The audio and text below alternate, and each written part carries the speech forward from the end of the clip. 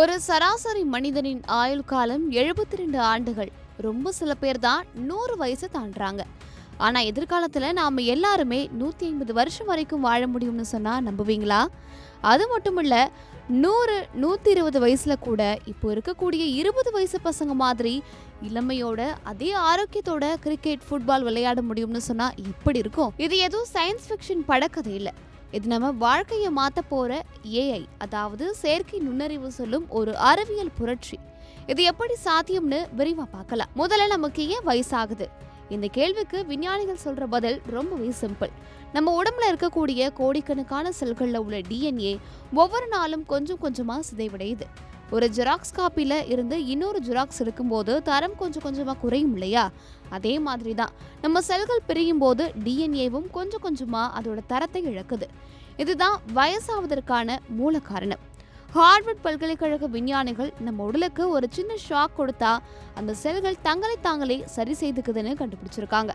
இதுக்கான மருந்துகள் இப்போ சோதனையில் இருக்கு.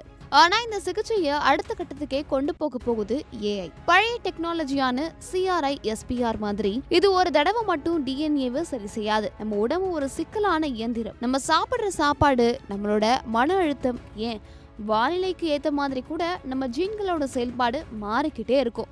இங்கதான் ஏஐ ஒரு மேஜிக்கையே பண்ண போகுது. ஏஐ எப்படி நம்ம ஆயுளை நீட்டிக்கும்?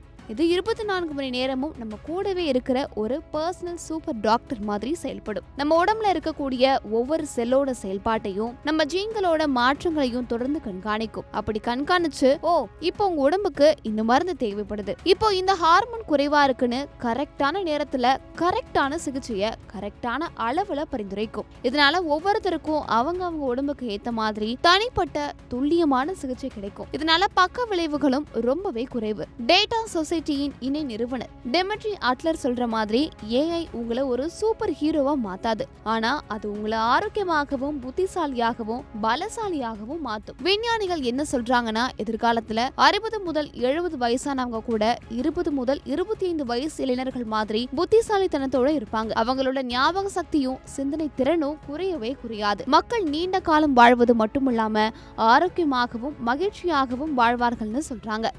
இந்த ஏஐ புரட்சி பற்றி நீங்க என்ன நினைக்கிறீங்க? 150 வருஷம் வாழ்றது ஒரு வரமா இல்ல சாபமா? அப்படி ஒரு வாழ்க்கை கிடைச்சா நாம அதை எப்படி பயன்படுத்துவோம்னு நினைக்கிறீங்க? உங்களுடைய கருத்துக்களை மறக்காம கமெண்ட்ல சொல்லுங்க.